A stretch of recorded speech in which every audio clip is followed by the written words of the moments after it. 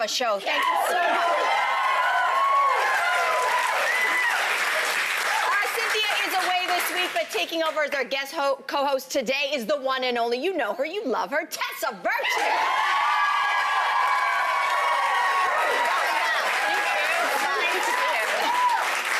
All right, you ready to go? Let's start. Question for you, where is the best place to park your car at the mall? A recent study from the Journal of Statistical Mechanics found there are 3 types of parkers, okay? The first one is the meek, the ones that grab the first spot they see, no matter the distance. They don't care how far it is. Then there's the optimistic, those who hope for the best and drive up to the entrance. And then the most effective, the prudent, drivers who pass on the first available space, but go for the next best thing. So think about this, and then we need to know which one you are. There should be a 4th category, and that's the stalker. Yes. Is that you? It's me. You follow people. That is a commitment. That's a commitment. And you know exactly what I'm talking about. You didn't add a compliment in. Hi, excuse me. Love your hair today. It's really working for you. Where's your car? That works. I feel like it's the last thing I want to stress about. So I'll park as far as possible and just enjoy a nice little walk. And if there's a pull through, even better, right? Then I just pull right out of my That's why she's Canada's sweetheart and we're not.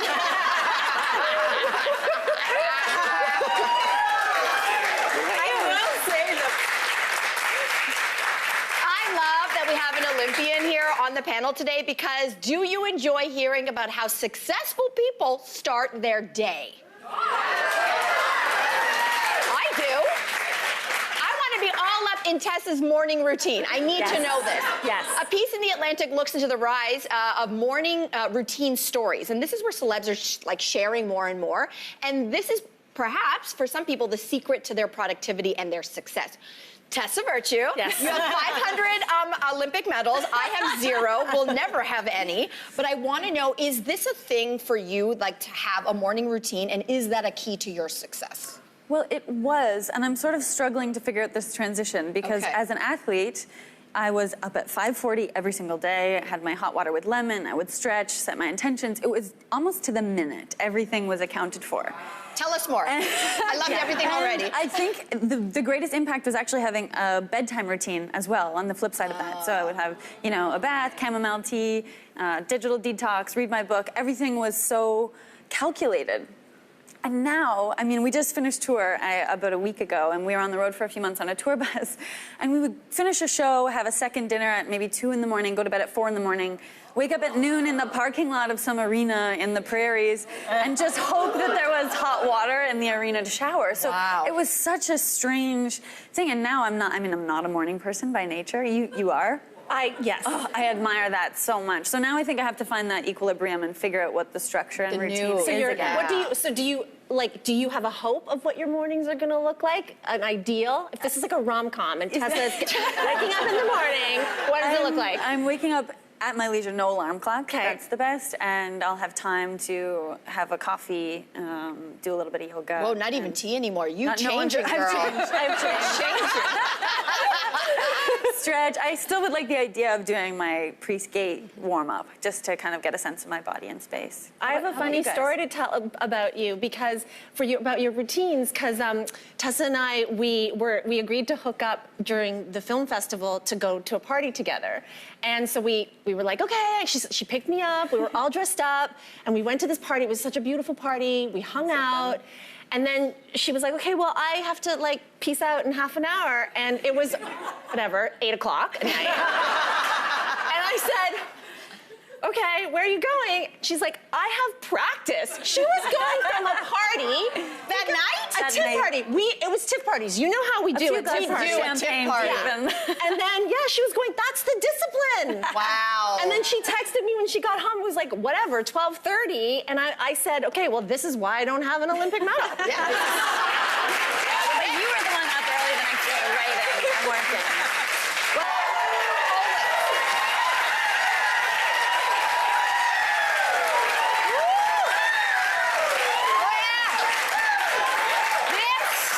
Ladies and gentlemen, setting a new bar. bar for the audience expectations up here. Welcome back. We are debating the stories of the day with the one and only Tessa Virtue. And of course, you are front and center. Connect with us online and have your say. Okay, this is a debate. We need to get to the bottom of this. Is it best for you to shovel your snow during or after a snowstorm?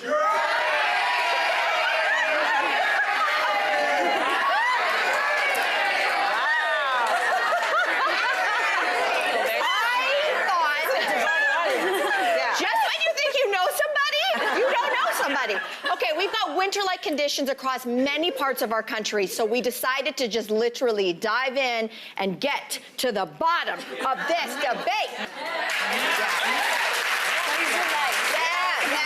you for that. You're from the snow belt too, right? I am in the snow belt, but I'm not sure that I have much to contribute to this conversation because I'm home one day a month. So it really becomes a question of what is my time worth and what is the value of that. I would much prefer to help a neighborhood kid's entrepreneurial spirit and save myself. I love that.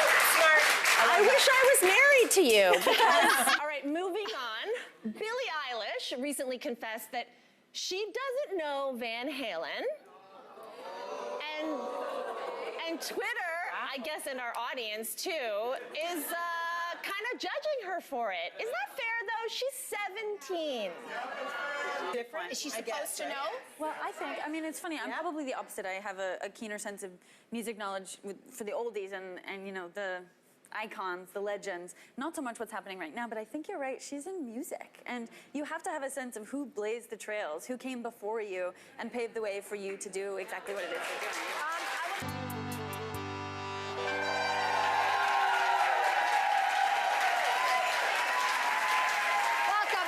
Everybody, that was such a cute graphic off the top there. It is the most wonderful time of the year, but it's also the most wasteful. So Zero Waste Canada estimates that we generate about 25% more garbage than usual during the holidays. So in our attempt to make spirits bright, get this, we actually use about 3,000 tons of wrapping paper, 2.6 billion greeting cards, and 6 million rolls of tape. And we generate about 540,000 tons of Yuletide trash. That works out to about 50 kilos per person. Yeah, a lot. If you're as surprised as I was to learn those stats, there are things that you can do to cut down on waste. Here with ideas for making your holidays more sustainable is event planner Trevor Frankfurt. Hey, good to be back. Thank you.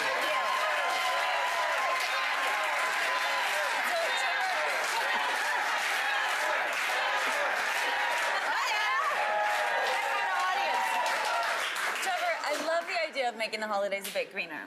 Tell us how we can do that. Thank you. Yeah, I was just as surprised as you were when you said those statistics. So that's why I'm so excited to be here to show you ways that we could reduce those statistics by using recycled, green, sustainable materials, as well as just stuff from around the house. Oh, cute. That's adorable. That's a present from Mama. Thank you. That's adorable. Great idea. Love it. Well, gift giving is one of the best parts of the holiday season, but sadly a lot of the wrapping paper and the bags that we unwrap, they can't be recycled. So if there's metallic foil, velvet, or a lot of glitter, it ends up in the landfill. So how can we still wrap our gifts beautifully, but have them be sustainable? To talk about this holiday decor, are those tuna cans? Yes, those are tuna cans. Trevor, show us what other decor items you made here. So here we've got, and there's a nice scented candle. So nice. Yeah. Let's jump to the end of the table for a second. Love that. I love that. Yeah. And we all love ornaments because they're often sentimental. And you suggest bringing meaning to an ornament by making them with the ones you love. Yeah, it's so much more fun to do these types of things with people that you love because you're creating memories. So every year when you reuse all of these ornaments, you could remember that day that you had all your friends over, like a sweatshop, making all these awesome ornaments. So here we use never been opened. So this year I said, I'm gonna open it, I'm gonna make it, and then I'm gonna paint them white and make a snowflake ornament out of it. You covered Madonna? I know, I did. I'm not quite sure how I feel about that. Yeah. But I know, it's hard for me too. We love you to the end, Madge. Don't worry about it. Don't worry about it. with you. Did you make us some personal I ornaments did. here? So I followed that trend where all of my drinking glasses were mason jars, and I had a drawer, another drawer full of mason jar lids. So what I did is I glued them together, I printed off some pictures, and made these special ornaments. Now, you could do this for anything, your kids, your pets, Oh my your gosh. friends, It's my daughter! your daughter. Oh my God, Tessa, do you know that guy?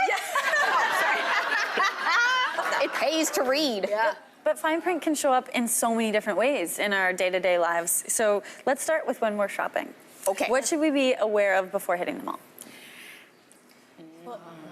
So they get ya.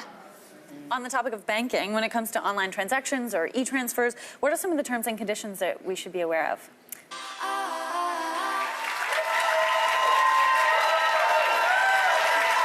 back, everybody.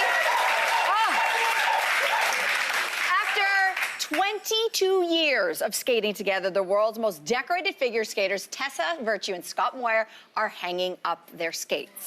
So, no, maybe it's exciting for her. What's next for the queen of figure skating? Tessa is here to talk about her next chapter. Tessa!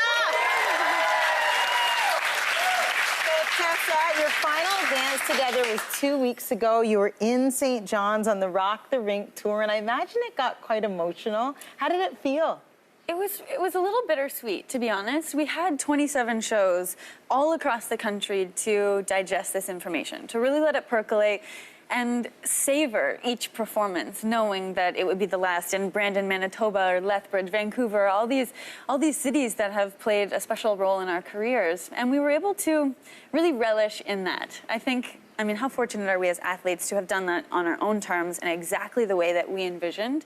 And we communicated every day about how that made us feel. And some days it was more emotional than others, but most often we really agreed that it just felt right. Yeah. I mean, we know what it feels like to be at our best, and to keep that level of performance up, we just simply don't have it in us to train at Ready that to move on. capacity. I think we're so ready to just step out into, right now it feels like the unknown, but to broaden our horizons and try new projects. I mean, but here's the Refreshing. thing, you guys are champs, and champs have a hard time walking away. So why is now the time?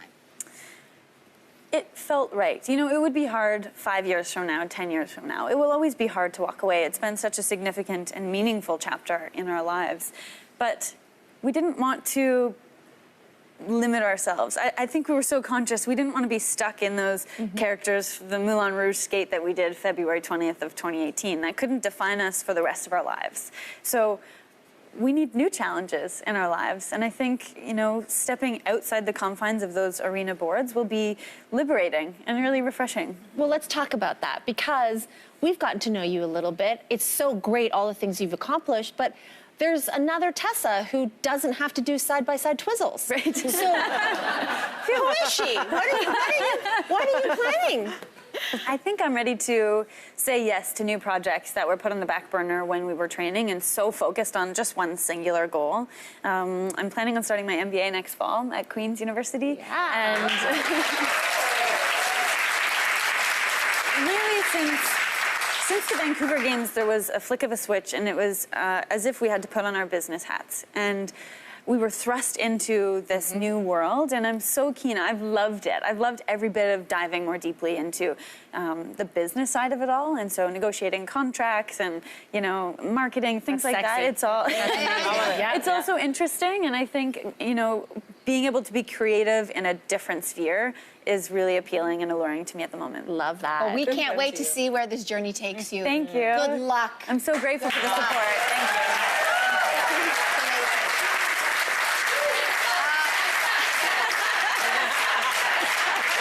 So listen, Tessa fans, you can get more Tessa. She is going to be tonight on E-Talk. That is E-Talk. That is 7 p.m. Eastern right here on CTV. Speaking of Canadian icons, the one and only Jen Arden joins us tomorrow to give us a scoop. Another round of applause for you. Thank you for being amazing. And everybody, see you same time, same place tomorrow. Take care.